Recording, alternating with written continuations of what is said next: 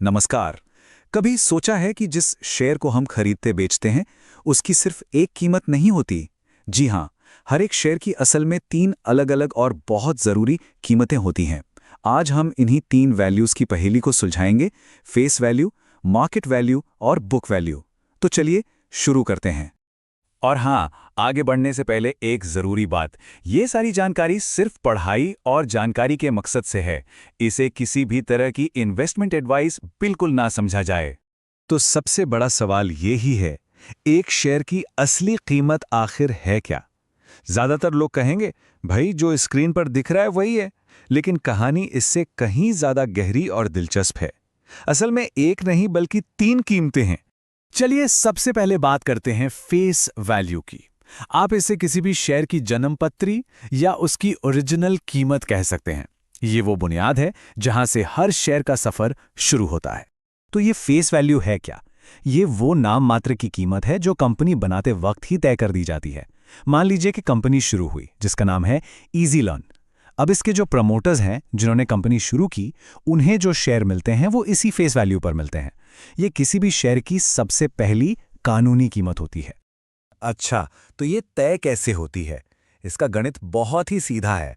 मान लीजिए easy lawn को बिजनेस के लिए 1 करोड़ रुपए चाहिए थे और इसके लिए उन्होंने 10 लाख शेयर्स जारी करने का फैसला किया। तो बस 1 करोड़ को 10 लाख से डिवाइड किया और निकल आई फेस वैल्यू 10 रुपए प्रति शेयर।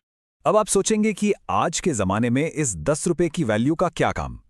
इसका सबसे बड़ा और जरूरी काम है डिविडेंड यानी मुनाफे के हिस्से की गिनती में।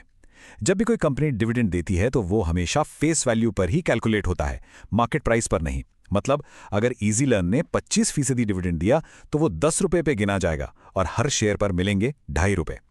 चलिए फेस वैल्यू के बाद अब आते हैं दूसरी और सबसे जानी पहचानी कीमत पर, मार्केट वैल्यू। ये वो कीमत है जो हम सब रोज स्टॉक मार्केट की स्क्रीन पर ऊपर नीचे होती हुई देखते हैं। मार्केट वैल्यू या बाजार मूल्य वो दाम है जिस पर कोई भी शेयर स्टॉक एक्सचेंज पर खरीदा या बेचा जा रहा है। और ये कीमत तय होती है डिमांड और सप्लाई से। मतलब कितने लोग उसे खरीदना चाहते हैं और कितने बेचना। ये एक तरह से कंपनी के भविष्य को लेकर निवेशकों के मूड और उम्मीदों का आईना है। अब जरा इस पूरी यात्रा को एक साथ देखिए। प्रमोटर्स को शेयर मिला 10 रुपए की फेस वैल्यू पर। फिर जब कंपनी आईपीओ लेकर आई तो आम लोगों को वही शेयर बेचा 200 रुपए में। और आज बाजार के उतार चढ़ाव के हिसाब से वो 250 रुपए पर ट्रेड हो रहा है। फेस वैल्यू से ऊपर जो भी कीमत होती है उसे प्रीमियम कहा जाता है। तो अब आते हैं हमारी तीसरी और शायद सबसे मजेदार वैल्यू पर, जिसे कई एक्सपर्ट्स कंपनी की असली किताबी हैसियत भी कहते हैं, और यह है बुक वैल्यू। बुक वैल्यू का मतलब बहुत सीधा है। कंपनी के अकाउंट बुक्स के हिसाब से उसके हर एक शेयर की क्या कीमत बनती है। इसे ऐसे समझिए कि अगर आज कंपनी बंद हो जाती है, अपना सारा सामान, अपनी सारी प्रॉपर्टी बेच देती है और अपने सारे कर्ज चुका देती है, तो आखिर में हर शेयर होल्डर के हाथ में जो पैसा बचेगा वही उसकी बुक वैल्यू है।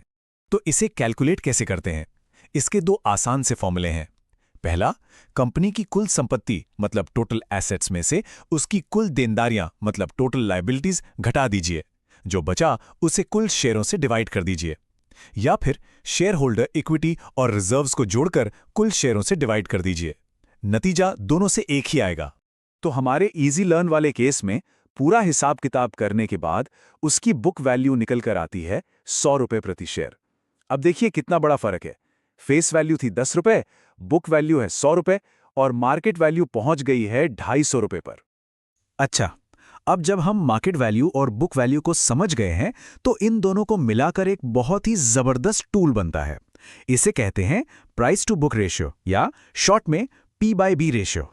पीबी रेशियो हमें बस ये बताता है कि बाजार किसी कंपनी को उसकी किताबी हैसियत से कितना गुना ज्यादा या कम वैल्यू दे रहा है। इसका फॉर्मूला सिंपल है, शेयर के मार्केट प्राइस को उसकी बुक वैल्यू से डिवाइड कर दीजिए। कई निवेशक इसका इस्तेमाल ये पता लगाने के लिए करते हैं कि कोई स्टॉक अपनी असली कीमत से कहीं सस्ता तो नहीं मिल रहा। चलिए इजी लर्न का पीबी रेशियो निकालते हैं। मार्केट प्राइस है 250 रुपए, बुक वैल्यू है 100 रुपए, तो 250 को 100 से डिवाइड किया तो पीबी रेशियो आया 2.5। इसका मतलब यह हुआ कि बाजार इजी लर्न को उसकी किताबी कीमत से 2.5 गुना ज्यादा आंक रहा है। लेकिन रुकिए, यहाँ एक बहुत ज़रूरी बात याद रखने वाली है। पीबी रेशियो की तुलना हमेशा एक ही इंडस्ट्री के कंपनियों के बीच करनी चाहिए।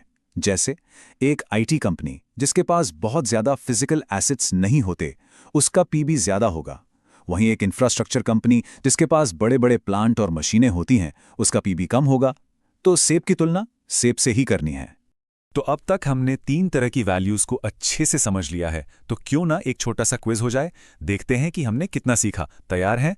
पहला सवाल, अगर कोई कंपनी डिविडेंड का ऐलान करती है तो उसकी गिनती किस वैल्यू पर की जाएगी?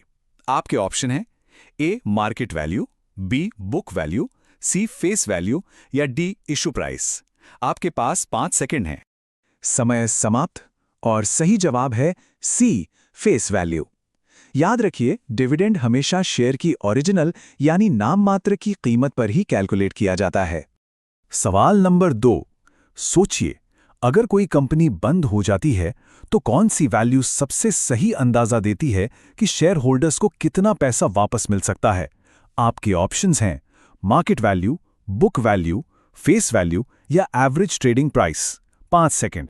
और इसका सही जवाब है बी, बुक वैल्यू। बिल्कुल सही, क्योंकि बुक वैल्यू ही कंपनी की असली किताबी हैसियत यानी नेट एसेट वर्थ होती है। और ये रहा आज का आखिरी सवाल, पीबी रेशियो यानी प्राइस टू बुक रेशियो का सही फॉर्मूला क्या है? ऑप्शंस को ध्यान से देखिए, आपके 5 सेकंड शुरू होते हैं अब। और सही जवाब है D, market price divided by book value. तो एक शेयर, लेकिन उसे देखने के 3 अलग अलग नजरिए। फेस वैल्यू कंपनी की पहचान है, बुक वैल्यू उसकी किताबी हकीकत और मार्केट वैल्यू उसकी आज की शोहरत। एक स्मार्ट निवेशक इन तीनों को साथ में रखकर देखता है। अगली बार जब भी कोई शेयर देखें तो सिर्फ उसकी मार्केट प्राइस पर मत रुकिए, उसकी पूरी कहानी जानने की कोशिश कीजिए।